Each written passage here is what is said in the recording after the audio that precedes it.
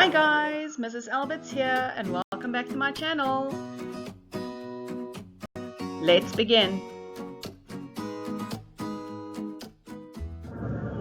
Okay, so today we're going to look at the background of FIELA as well as all the drama elements. Okay, so we start with what is a drama. A drama is a story that is performed by actors, either on stage, or in some cases a drama can be changed into a script that they can do a movie with. In this case, our drama is to be performed on stage. It is written in dialogue form, and you have things like characterization and conflict, which are very, very important techniques. And even though we have a drama that we can have on stage, we can also read a drama, and that obviously is what you've been doing in class. So this is just a little layout of the types of elements that we are going to discuss. We're going to look at the dialogue, at the metaphors, your figures of speech. We're going to look at structure elements, your theme, your message, characterization, conflict, the areas in which this plays off, your irony, the actions, your stage directions, and then of course time. Okay, so your dialogue is typically what is being said. But in a drama like this where you have a stage play, whatever is said can also be telling you more about a situation. It can tell you about time that has passed. It can tell you about a character's characterization, their inner conflict. So dialogue is very important. We find that you also have monologues in dramas like this. You've got Elias's monologue in the beginning of the play, telling you more about who he is, what life is like in the forest. You have FIELA's monologue about the Lange Kloof, giving you an idea of what the area looks like, as well as about how the Motifs live, how they make their money. So it's very this openbarend. It tells you a lot about the characters and the area. Then you get the actions, handeling. You've got uiterlike handeling, which is literally what the character is doing on stage. How they're walking, whether they're picking up an axe, whether it's hugging somebody. And then you get inner actions, and that has to do with their moods and their feelings. So for example, how they react on certain situations, whether they are just quietly staring, or whether they are whispering, or whether they are shouting. Those are your inner actions. Then in eenheid van handeling, it's all about how things that happen has to turn around the central theme of your story. Every action, every feeling should be motivated, gemotiveerde handeling, to get to the theme of your story. So every single thing that happens on stage has a purpose. It has a reason for happening, and that reason is to all work towards the theme of your drama. Then conflict, they're always going to ask you conflict. Conflict is very, very important. You've got your outer conflict, which is literally when two characters are in conflict with each other. You can think about FIELA and the census people. You can think about more general conflict, like for example the colored community against the government. And then you have also a person, like a character, in conflict with his environment. So if you think about Lucas, for example, in the forest, he is in conflict with his environment because he's not used to being in a forest. He's used to being in open spaces. So conflict, very important. And then inner conflict, it's whenever a person is struggling with something emotion-wise. So we've got inner conflict with Lucas. Who is he? His identity, but also the inner conflict with his feelings that he has for Nina when she is still considered his sister. You have the conflict, inner conflict of FIELA when she has to humble herself when talking to the government. So there's a lot of those inner conflicts as well that you need to note. Remember that with conflict, you have to look at how much do they ask, how much marks are allocated to what they are asking you, but normally your conflicts are 2 to 3 marks, so make sure that you do discuss it in full.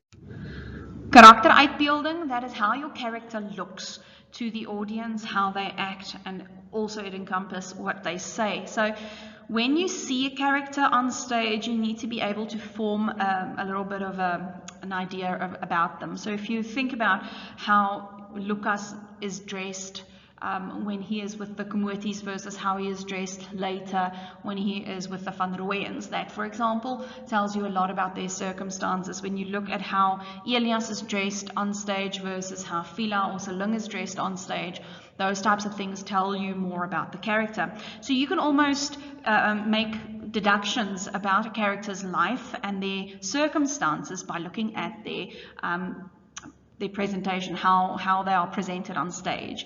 We've got our protagonist, which is Benjamin, or you can say Lucas. Remember, when in doubt, it doesn't matter which name you use, as long as you refer to one of the two, or you can even say Benjamin/Lucas, that's fine. He is your main character, and the antagonist is the person that stands directly across from your protagonist, and in this case we have Elias as the main antagonist, for your protagonist Lucas. Okay, when we come to time, we distinguish between two types of time. We've got vertelde tyd, which is literally the years from the start of the story until the end of the story, and vertel tyd is, for example, the amount of pages or the amount of acts or scenes that you have in your drama. So our vertelde tyd is from 1865 to about 1882. It's around 17 years worth. With 2 time jumps that you get. There's a 9-year time jump from when when Lucas goes missing in the first act, and when we meet up with FIELA and them on Wolvekraal in Langekloof, where this boy is now 12, and later on we have a 7-year jump from Act 2 to 3, where we have the boy 12 years old jumping to a boy of 19.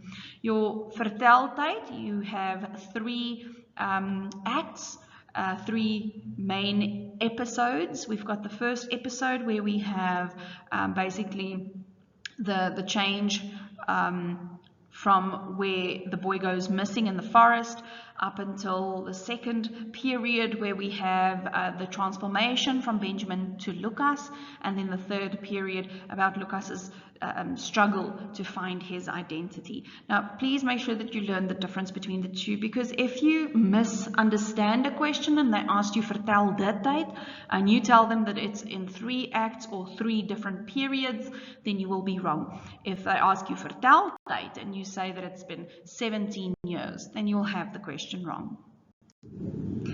Then we get to your vertel perspectief, that is your narrator perspective. First, we've got an alomteenwoordige verteller, which is your third person speaker. They know the feelings and the emotions and the thoughts of all the characters on stage. Now, these thoughts and feelings and things are basically transferred to you, the audience, or to you, the reader, by having narrators. Whenever they say op band, that is a person's thoughts or feelings. It could be a prayer, and it can be a narrator telling you about a time jump or about how people are feeling. Then please note that we've got a lot of information coming through monologues here. That is also used to tell the story, so that's part of your vertel perspectief. Then we've got the relationship between the coloreds and the white people. Now, please, ladies and gents, do not say apartheid. The moment you say apartheid, you're going to lose your marks. Apartheid is an institution. It was brought in the 1950s, 1960s. And this is way before that. This is segregation, rassenscheiding in the 1800s. And one of our biggest underlining problems is this rassenscheiding, because that is why FIELA is looked down on. She is basically she is opposed by the white government. She does not get a say. She does not get fair treatment. It's because of that underlying segregation that ruled in the time of the Kamuti's life. Ladies and gents, this question, they ask it in everything and everywhere. Whether they ask you just 3 things and it counts 3 marks, or whether they ask you to discuss things, please make sure you know your environments, your ruimtes. This is the places where the story plays often, and you'll see here at the bottom we've got Langekloof, you've got the forest, and then you've got the ocean, which is Knysna. Now, when we look at these 3 places, they also have symbolic meaning. For example, Langekloof has the symbolic meaning for Benjamin as a place of love, safety, and joy. It's freedom, it's open. That is the place where he was most comfortable, where he knew where he was. When you look at the forest, it's danger, it's being abused, it's sadness, because there he was taken away. But now also look at how closed off the forest is. Literally, there are no view of the stars. You've got trees all around you. It literally symbolizes a prison. And then you've got the ocean, which is this bright open area where he has the freedom of choice, he's got freedom, and he has got possibility in Neisner. This is where he starts to question and then finally decides who he is. So your symbolism in your areas, in your places, is very important, as well as knowing where these places are. Now, since we are talking about symbolism, first we've got contrast. It's the light versus the dark contrast that we have between Langekloof and the forest.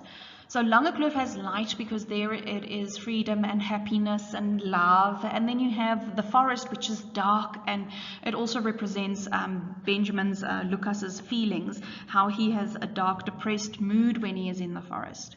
We have Nina's botteltjies, Nina's bottles, which shows you that she has she's got dreams, she's got things that she keeps separate from her family because she does not have a lot.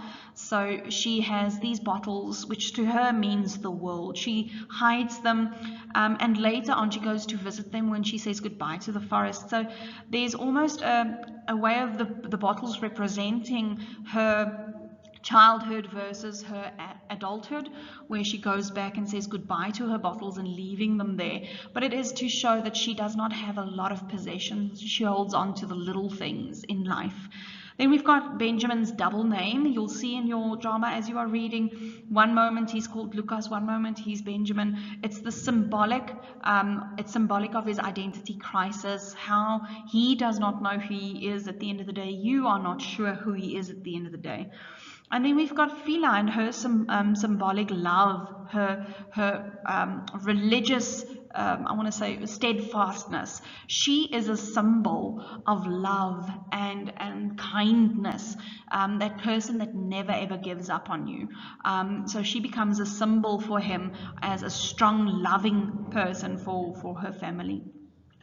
Your language use, taalgebruik, you'll see that there's a lot, first of all, same as with dialogue, a lot of information is brought to you by the dialogue, so the way they speak, but also you'll see that different characters have a different way of pronunciation and language use. So when you look at, for example, Barta, she makes quite a lot of language mistakes in Act 3 when she is talking about how Lucas got lost and then he died of hunger and they found his bones and he was taken by the angels. There's quite a lot of language mistakes there. It's because she is uneducated. When you look at the difference between how the magistrate speaks versus the way that FIELA speaks, FIELA is educated, but she is from the colored community, so they've got different linguistic styles. You've got the government with their fancy schmancy way of speaking. And this all brings I want to say the true difference between the people of that area. And then your theme, ladies and gents, your theme, I'll always ask you your theme. It's the search for identity. It's him not knowing who he is. It can be the segregation between the colored and the white community. It can be people who are basically delivered or their lives put in the hands of people with ultimate power. It is this absolute powerlessness that people have against authority. But your most important, because all these other things basically lead to an identity crisis. So if you can aim and focus your answer onto the identity crisis of Benjamin, how he feels that he does not know who he is, and that he's searching for his name. If you can focus on that, then all the other things that we discuss in the theme section basically leads or adds to that one. The irony in this book is that Benjamin got so much more love from his colored family than he did from the white family. And we look at their stupidity when they took him away from a colored family with their preconceptions that colored families were less than the white families. And in truth is, and here's the irony, that they were actually better off than the people in the forest, the white people in the forest. So the irony of how they judged by color instead of looking at the circumstances in which the boy lived. We look at Elias, this self-centered, very vicious, aggressive person, and how he is basically, Benjamin is longing for his colored mother. He wishes to be back with his colored mother. His skin color never defined who he was for him. For the government it did, and that's also very ironic that the government had these, like I said, preconception of colored people, and in fact they were wrong and placed a boy in way more harm than good. Then your motives, it's something that repeats throughout the book, and I put a little lamb there for you. FIELA refers to Benjamin as her weggooi lam, her discarded lamb. Every now and then she will also refer to his biological mother as the ewe that discarded him. She says at one point, don't go look for the ewe who has discarded you. I picked you up, you are mine. Remember, I say remember, but I told my classes that when you look at this, you have to first of all see her. FIELA is a farmer. And in the farmer community, sheep has this terrible thing that the ewes do. Please, ewe is a female sheep, by the way. The ewe, when there's something wrong with a lamb, whether the lamb is weak or too small or whatever, she will discard the lamb and literally walk away and not turn back. So the lamb is normally left to die. But the farmer comes and the farmer picks up the lamb and feeds it by hand. Now from that you get the word Hans lam, which means from hand, to be fed by hand, and then you've got the word lamb. And Hans lam then translates in this book to Hans kind. So she sees him as her lamb that she picked up and fed by hand. And to try and find his biological mother who left him at her doorstep it's futile. He will not find his biological mother. So this whole idea of the lamb, very important. Then we move to buitestanderskap. That means outsidershipness, whatever. So it means to stand on the outside. Now Lucas and Nina share this. They are both very lost within their families. Benjamin does not know where he stands. The only time when he was a bit more comfortable was with the colored family, but please note that even though he never saw it or felt it, he was still an outsider there because he's not the biological Komuti. Then he goes to the forest where he does not connect with the Van Rooyen family, and it is too much of a loss to lose the Komuti family, so he feels like an outsider there. You've got Nina, who has no bond with her brothers. She has no love from her mother or father. Her mother actually at one point says that Elias can beat her. She will even hold her down so he can beat her. So she does not feel like she has family. She is weird in a way. She doesn't play well with the other children in the forest, and the only person that she does connect with is Lucas. So this is something that they share. Look at this section. They might ask you this again. They have in the past. Now we're getting to the good stuff. Okay, so your structure elements, exposition, your crisis phase, the climax, and then finally your denouement. So I've got your definition here for you for every section, as well as an example from your drama. Please go through this so that you know exactly when what happens. They love to ask, especially motoriese moment. It's the moment when everything is set into motion. Your exposition is always your opening scene, and then how things develop, your development phase. A crisis phase is when your character is in crisis, and then you've got your climax. So your crisis phase in this story would be when Lucas is falling in love with his sister and he doesn't know what to do. That's his crisis phase. Your climax, the confrontation with Barta, and then finally your denouement, which is how everything ends up. So here you can see I've put in your examples for you. The climax, it's basically approached twice because he goes to Bartha twice. The first time we kind of have a little anti-climax when she says nobody is Lucas van Rooyen, and then finally we have our climax when he goes back and she says no, she lied. He isn't Lucas van Rooyen. And then the ontknoping or the denouement, that is when he decides to choose his own name, Benjamin Komoti, and go back to Langekloof. So learn your stages, and they can ask it in different ways. At the bottom there's one, for example, where they ask you to choose the correct answer. The forest scene in the opening toneel and your inleiding is what? And then you have to look at the different options and then choose the right one. We are going to go into the characters now, and we are going to look at the families, but here's just a few pictures so you can put the family together. You've got FIELA and Seling, you've got Benjamin, you've got David, Tolly, Kitty, and Emma, and then I just added Benjamin again because he's so important. On this side, we've got Elias and Bartha and Nina, Willem and Christoffel, and then you've got Lucas van Rooyen, which is in fact Benjamin. There is so much to say about the different characters that, yeah, you'll see it's quite some paragraphs. So when you have a gap, pause, read through it. But what I've done is on the side, I have given you the 3 biggest words that you can associate with your characters. It's just so that you can basically summarize the characters for yourself. So when we look at FIELA, she is strong, she is steadfast, she is the stable factor in her family's life. She is a matriarch. Now, a matriarch, for those of you who don't know, that's a female elephant. That's why there's an elephant on the side. And the elephant society is led by a strong female, not a male, which is, I think, in animal life, in nature, the only time this happens.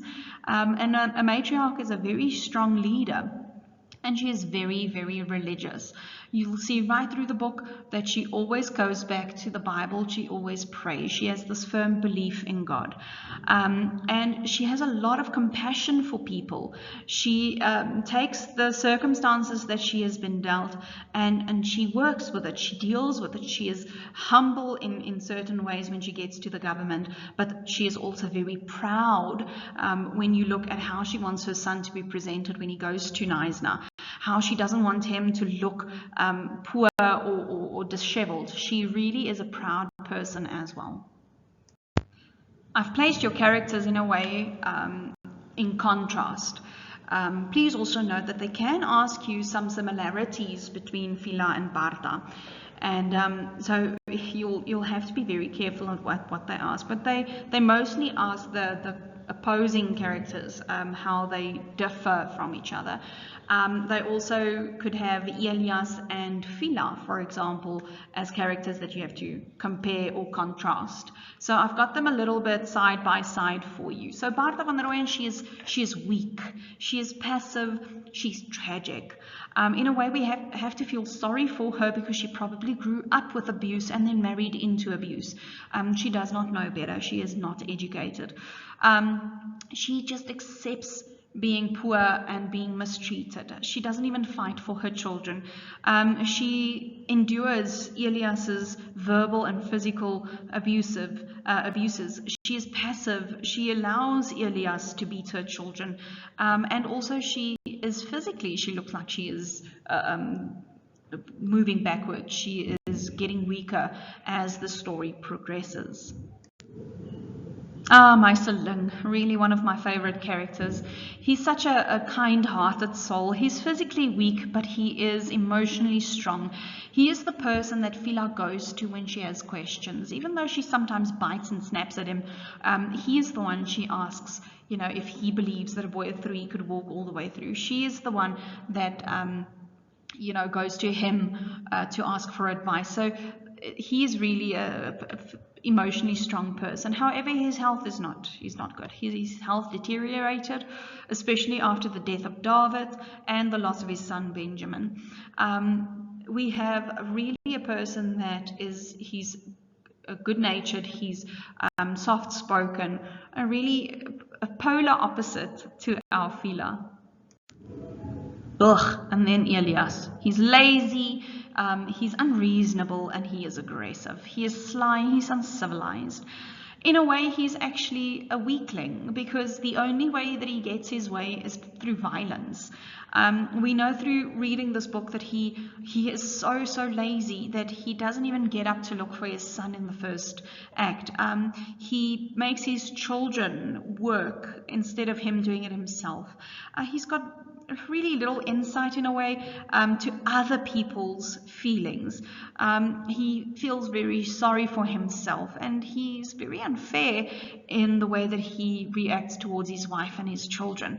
One of the classes actually spoke also about maybe he's smart. Yes, he is smart. He has all these brilliant ideas, but it is all good and well to have ideas but not actually doing anything to follow through. And getting quick rich, or rich quick, is his motto. He just wants guns to shoot elephants instead of just doing his job like he was supposed to and taking care of his family. For Benjamin, I've got a few words. So we've got the outsider, identity, lack of identity. He's a Hanskind and a weggooi lam.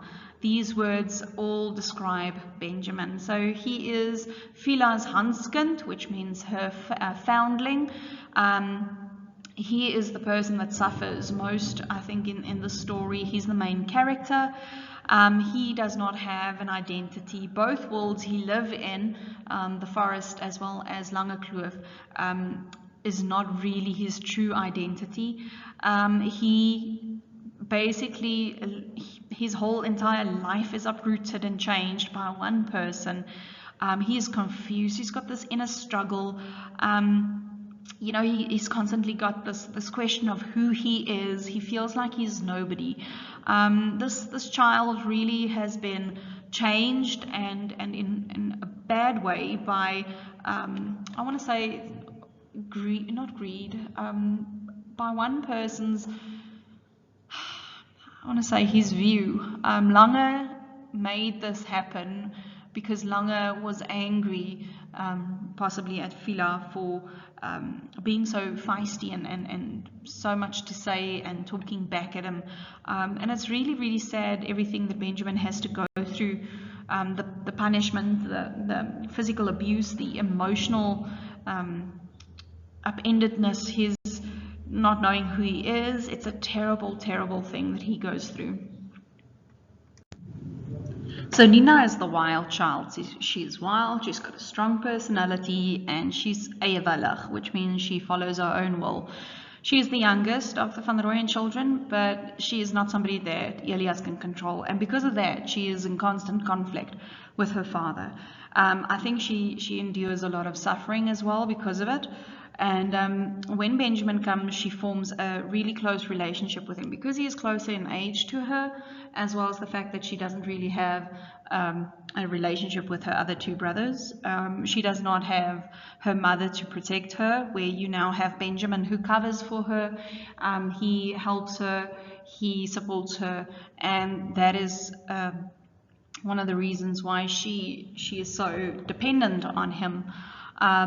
We have to understand that if we look at everything that has happened to her as well as what has happened to Benjamin, it kind of makes sense that these two would form a bond like they did, because they both suffer the abuse of Elias. When Benjamin was taken away from Langekloof and placed in the forest, we have the same with Nina when she is taken from the forest and placed in Knysna. They are both later on outsiders in Knysna, where neither of them belong in Knysna because they come from the forest. They're not really, they don't look the part of Knysna people. Nina's definitely not educated to be a lady in Knysna. So again, they form a bond because of everything that they have experienced. Okay, so we've basically spoken about theme in one of the previous slides. So just to reiterate again, it's all about his identity crisis. Everything else is just either something that comes from his identity crisis or something to support it. They say here other options that you could look at is children that are pulled from their environment, people who are mistreated or neglected, and also the effects of darkness on your psyche. But the truth is, the theme for me in any case is his identity. It is the thing that starts the story. It puts it in motion the moment the census people come to question his legitimacy as a Komoti. It increases the moment that the magistrate declares that he is Lucas van Rooyen, and we find it coming full circle at the end when he decides to be Benjamin Komoti, and he tells everybody that he chooses to be Benjamin Komoti. So it's all about identity. The whole book, the whole drama centers around identity. So please make sure when they ask you a theme that you are able to discuss it in full. Thanks for watching, guys. Remember, if you've got any questions, you can follow me on Instagram at Afrikaans Classroom.